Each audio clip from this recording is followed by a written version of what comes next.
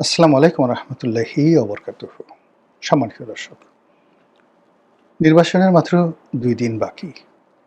ঠিক এই সময়টিতে আপনার অনুভূতি কেমন?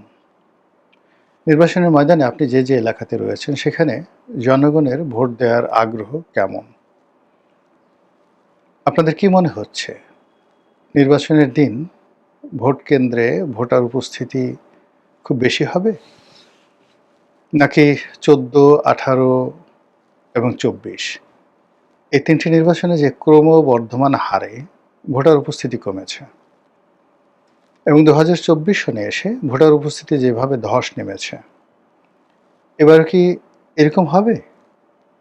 নাকি ৫%, ৬% যে ভোট, সেই ভোটটা এক্কেবারে লাফে ৫০%, ৬০%, ৭০ কিংবা ৮০% হয়ে যাবে? কিংবা জনাব তারেক রহমান সাহেব অথবা শফিকুর রহমান সাহেবের যে ম্যাজিক, সেই ম্যাজিকের কারণে এবং ডক্টর মোহাম্মদ ইউনূসের দোয়া এবং আশীর্বাদের কারণে সারা পৃথিবীকে চমকিত করে দেওয়ার মতো একটি অবাধ, সুষ্ঠু এবং শান্তিপূর্ণ নির্বাচন হবে। জাস্ট অপেক্ষা করুন, দেখুন। আমার কাছে যেটা মনে হচ্ছে যে নির্বাচন এবার যা কিছু হচ্ছে, আমি নিজে ব্যক্তিগতভাবে এই নির্বাচনের ২ দিন আগেও স্বস্তি পাচ্ছি না, বিশ্বাস পাচ্ছি না, আস্থা পাচ্ছি না, শান্তি পাচ্ছি না। কেন পাচ্ছি না? গত ১৭টি মাস ধরে আমি এবং আমার মতো আরও অনেকেই বলে আসছেন। তারপরেও নির্বাচনের দিকে দেশ এগিয়ে যাচ্ছে। যেহেতু দেশের নাগরিক, এদেশের কল্যাণ আমার সবার আগে। অলৌকিকভাবে হোক কিংবা ম্যাজিক্যালি হোক বা ভেলকিবাজির মাধ্যমে হোক, শান্তি থাকুক এবং দেশ গণতন্ত্রের পক্ষে যাক। ফলে আজ থেকে ২ দিন পরে যা কিছু হবে সেটার জন্য শুভাশিস রইল। কিন্তু এই যে নির্বাচন, সেই নির্বাচনের মাধ্যমে পুরো রাজনীতির অঙ্গনে যে কালো ছায়া পড়ল, সে কালো ছায়াগুলো আগামী ২০-৩০ বছর ধরে আমাদেরকে তাড়াতে থাকবে। যখন জাতীয় জীবনে কোনো মন্দ ঘটনা ঘটে, ওটি রেশ কম করে হলেও ১০ বছর, মাঝামাঝি ২০ বছর এবং কখনো কখনো শত বছর সেই রাজনীতির যে কলঙ্ক, সেই কলঙ্কগুলো বয়ে বেড়াতে হয়। শেখ হাসিনার জমানাতে ১৫টি বছর ধরে নির্বাচনের বিধি ব্যবস্থা ধ্বংস হয়েছে, কোনো সন্দেহ নেই। সিন্ডিকেট ছিল প্রশাসনে, বিচার বিভাগে, তারপর সামরিক বাহিনীতে, ব্যবসা বাণিজ্যে, চাঁদাবাজিতে, রাস্তাঘাটে, সব জায়গাতেই সিন্ডিকেট ছিল। সিন্ডিকেটের বাইরে বিশেষ এলাকা, বিশেষ জেলার প্রাধান্য ছিল। চাঁদাবাজি, মাস্তানি, খুন, জখম, রাহাজানি থেকে শুরু করে সব কিছুতে একটি বিশেষ দল, একটি বিশেষ গোষ্ঠী এবং একটি বিশেষ জেলার মানুষের যে প্রাধান্য ছিল, সেই প্রাধান্যকে অতিক্রম করে আমরা এখনো পর্যন্ত ১০০তে এগোতে পারিনি। বরং জুলাই আগস্ট বিপ্লব যে হলো বা জুলাই আগস্ট গণ অভ্যুত্থান হলো, এই অভ্যুত্থান ছিল অপ্রত্যাশিত, ম্যাজিক্যাল, নাটকীয় এবং মনে হলো যে আল্লাহর পক্ষ থেকে এটা ঘটে গেছে। এবং সেই ঘটনার পর রাতারাতি আমাদের আগ্রহ, উৎসাহ, উদ্দীপনা, প্রেম, ভালোবাসা এই দেশকে নিয়ে বহুল অংশে বেড়ে গেল। আমরা অনেক কিছু করার চেষ্টা করলাম একই সঙ্গে। ক্ষুধার্ত এবং পিপাসার্ত মানুষের সামনে যখন পানি আনা হয় বা খাদ্য সামগ্রী আনা হয়, তখন তার যে অবস্থা হয়, আমাদের অবস্থাও সেরকম ছিল। আমাদের অভাব, আমাদের গণতন্ত্রের অভাব, সুশাসনের অভাব, সব কিছু, আমাদের রাগ, ক্রোধ, ক্ষোভ সব কিছু একসাথে আমরা উগড়ে দিয়েছিলাম ২০২৪ সনের আগস্ট, সেপ্টেম্বর, অক্টোবর মাসে। মনের আনন্দে আমরা টের পাইনি যে আমরা যে বৃক্ষের উপর আবাস গড়েছি, যে ডালের উপর বসে আছি, নিজেদের অজান্তে সেই ডালগুলোই আমরা কুপিয়ে কুপিয়ে শেষ করে দিচ্ছি এবং এখন আমরা প্রায় অতলান্তে পড়ে যাওয়ার পর্যায়ে পৌঁছে গেছি। সরকারি অফিসগুলোতে ঘুষ এবং দুর্নীতি এতটা অসহনীয়, যারা ভুক্তভোগী তারা মনে করছেন যে এর চেয়ে গলায় দড়ি দিয়ে মরা উত্তম। হাইকোর্টের বারান্দায় যারা ঘুরছেন বিচারের জন্য, একটি মামলার শুধু তারিখ ফেলানোর জন্য গত 17 মাসে হাজার হাজার মানুষ ঘুরে বেড়াচ্ছেন, কিন্তু মামলার সিরিয়াল পাচ্ছেন না, তারিখ পাচ্ছেন না। আওয়ামী লীগের লোক পুরো বিচারাঙ্গন থেকে আউট। বিএনপির কতিপয় শীর্ষ নেতা, জামাতের কয়েকজন নেতা এই সময়টার মধ্যে যত টাকা উপার্জন করেছেন আইনাঙ্গন থেকে, আগামী 100-200 বছর তাদের কিচ্ছু করতে হবে না, পায়ের উপর পা তুলে তারা খেতে পারবেন। যে মামলায় অন্য সময় 50,000 টাকা উকিলের ফি হতো, এই সময় 50 লাখ টাকা নিয়ে সেই মামলা করা হয়েছে। যে মামলা হয়তো 1 লাখ টাকা হতো, 1 কোটি টাকা দিয়ে মামলা এই সময়টিতে করা হয়েছে। হাজার হাজার কোটি টাকা একজন মানুষ এই 17 মাসের মধ্যে হাজার হাজার কোটি টাকা উপার্জন করে ফেলেছেন, এবং বিভিন্ন অঙ্গনে এরকম কয়েক হাজার নতুন হাজার কোটি টাকার মালিকের অভ্যুদয় হয়েছে, যা কিনা পুরো অর্থ ব্যবস্থাকে তছনছ করে ছেড়ে দিয়েছে। এই সময়টিতে রাজনীতির যে বিভেদ এবং বিসংবাদ মারাত্মক আকার ধারণ করেছে, এবং এতটা মারাত্মক আকার ধারণ করেছে যে ন্যূনতম রাজনীতির যে শিষ্টাচার, রাজনীতির যে নর্মস কিংবা সৌজন্যবোধ, এটি উধাও হয়ে গেছে। এখানে কে রাজা, কে প্রজা, এখানে কে ভালো, কে মন্দ, কে সাধু, কে শয়তান, ডাজ নট ম্যাটার। সাধুকে শয়তান বলে গালাগাল দেওয়া হচ্ছে, আর শয়তানকে সাধু সাজিয়ে আমাদের সামনে পুজো করতে বলা হচ্ছে। এই অবস্থাতে দেশের প্রধান দুটো রাজনৈতিক দল, সেই রাজনৈতিক দলগুলোর মধ্যে যে মনস্তাত্ত্বিক যুদ্ধ শুরু হয়েছে, এই যুদ্ধ শেষ হবার নয়। নির্বাচন কি হবে, কারা জয়লাভ করবে, কি করবে না করবে, কেউ অনুমান করতে পারছেন না।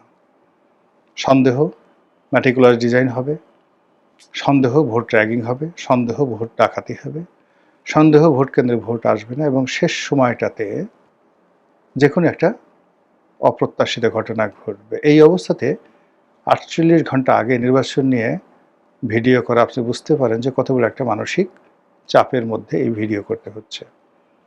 তারপরে বলছি, নির্বাচনের ফলাফল যাই হোক, কিংবা নির্বাচনে যারাই বিজয়ী হোক, অথবা নির্বাচন নিয়ে যা কিছুই ঘটুক না কেন, বাংলাদেশের রাজনীতিতে জামাত এবং বিএনপির মধ্যে যে শত্রুতা শুরু হলো, এই শত্রুতার রেশ আগামীতে অনেকের জীবনকে তছনছ করে দেবে। রাজনীতিতে যে সকল ন্যারেটিভ হঠাৎ করে শুরু হয়ে গেল, বিএনপি ঠিক অনেকটা আওয়ামী লীগের মতো করে মুক্তিযুদ্ধের ধারক বাহক, কথক এবং অংশীদার হিসেবে তারা আবির্ভূত হয়েছে। তাদের মূল সহায়, মূল সম্পত্তি মুক্তিযুদ্ধ, এবং সেই মুক্তিযুদ্ধে শহীদ প্রেসিডেন্ট জিয়াউর রহমানের ভূমিকা, তার দলে মুক্তিযোদ্ধাদের অবস্থান, এবং বিএনপির প্রতিষ্ঠাকালীন সময়ে সর্বোচ্চ সংখ্যক যোদ্ধা, মুক্তিযোদ্ধা, তাদের যে অন্তর্ভুক্তি, সেটাকে তারা ন্যারেটিভ তৈরি করার চেষ্টা করছেন। আর অন্যদিকে জামাত সৎলোকের শাসন, ন্যায়, ইনসাফ, ইনকিলাব, তারপর শরিয়া আইন, হিজাব, নারীদের কর্মঘণ্টা ইত্যাদি বিভিন্ন বিষয়গুলোকে সামনে এনে সমাজকে ইসলামাইজেশনের দিকে যেভাবে তারা টেনে নিয়ে যাচ্ছেন, আর এই যে ইসলামের দিকে টেনে নেওয়ার জন্য নিজেদের সততা, নিজেদের ন্যায়পরায়ণতা, নিজেদের চরিত্র ফুলের মতো পবিত্র, এই জিনিসগুলো প্রমাণ করার জন্য তারা প্রতিপক্ষকে যে ভাষায় চাঁদাবাজ, লুটেরা, বদমাশ, ধর্ষণকারী, পরনারী হরণকারী, ফুর্তিবাজ, এরপর বাইজির আসর বা জুয়ার আসর পরিচালনাকারী, বিভিন্ন রকম তকমা তারা দিয়ে যাচ্ছে, এবং এটি ক্রমশ বাড়ছে।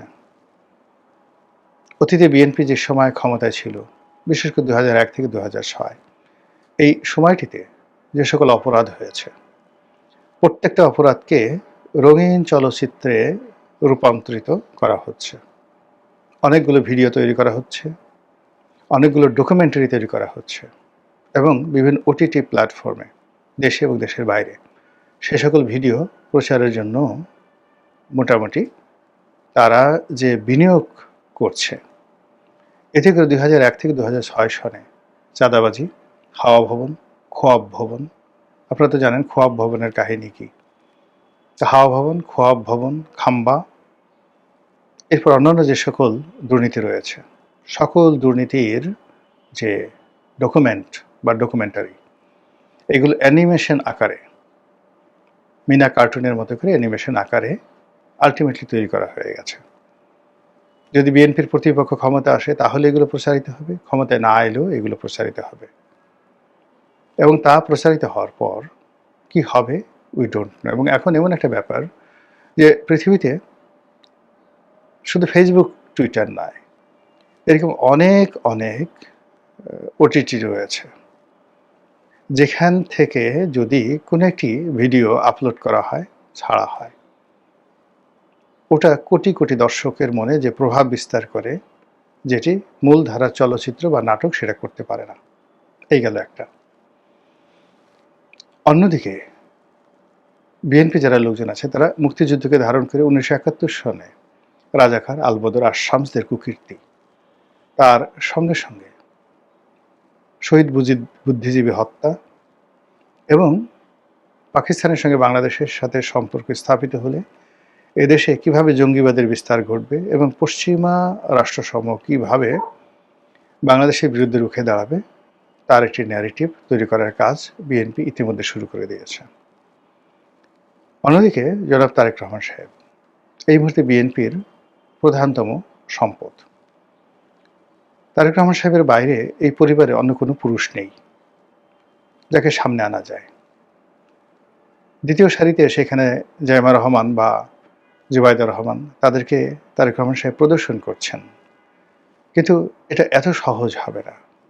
তারেক রহমান সাহেবের যে 2001 থেকে এই পর্যন্ত 25 বছরের অবিরত সংগ্রাম, তার অভিজ্ঞতা, তার কর্ম, তার সঙ্গে সঙ্গে তার যে লিগেছি, দ্য ব্লাডের যে লিগেছি, এটি ইচ্ছে করলেও তার সন্তান বা তার স্ত্রী তার অবর্তমানে এটা পারবেন না। পাকিস্তানে বেনজির ভুট্টোর অবর্তমানে যেভাবে তার স্বামী এবং তার দল পুরো বিষয়টি তারা এনক্যাশ করতে পেরেছিল, এর কারণ হলো যে সেখানে জুলফিকার আলী ভুট্টো এবং তার পরিবারের যে লিগেসিটা, আপনি চিন্তা করুন যে জুলফিকার আলী ভুট্টোর বাবা যিনি ছিলেন, তিনি ভারত সরকারের যে বা ব্রিটিশ ভারতের যে সবচেয়ে প্রভাবশালী শাসক নিজামুল মুলক যাকে বলা হতো, হায়দ্রাবাদের নিজাম, সেই হায়দ্রাবাদের নিজামের প্রধানমন্ত্রী ছিলেন, এবং তিনি আসলে প্রধানমন্ত্রী হলেও ডিফ্যাক্টো নিজাম ছিলেন। হায়দ্রাবাদকে তিনি শাসন করতেন, এবং সিন্ধুর যে লারকানা জেলা, পুরো জেলাটার মালিক, একটা জেলার মালিক এই ভুট্টো পরিবার টিল নাও। উপমহাদেশে তাদের মতো এত বড় ফিউডাল ফ্যামিলি আর নেই, মানে জমিদার পরিবার আর নেই টিল নাও এখন পর্যন্ত। তো সেই পরিবারের হাজার হাজার আত্মীয় স্বজন সবকিছু মিলিয়ে তারা যেভাবে পাকিস্তান পিপলস পার্টিকে সংগঠিত করতে পেরেছিল বেনজির ভুট্টোর অবর্তমানে, সেটা বিএনপির পক্ষে সম্ভব নয়। বিএনপিতে এখন পর্যন্ত তারেক রহমান সাহেবের কোনো বিকল্প নেই, বিকল্প কেউ চিন্তাও করছেন না। আর এই যে তারেক রহমানের যে বিকল্প নেই, এটাকে একক ধরে বিএনপি যারা প্রতিপক্ষ, তারা তারেক রহমান সাহেবের চরিত্র হানি করা, তাকে মানসিকভাবে দুর্বল করে দেওয়া, তার যে পাওয়ার হাউসগুলো রয়েছে যেখান থেকে তিনি শক্তি পাবেন, মনোবল পাবেন, ঠিক সেই পাওয়ার হাউসগুলোর সঙ্গে তারেক রহমান সাহেবের দূরত্ব আলটিমেটলি হয়ে গেছে।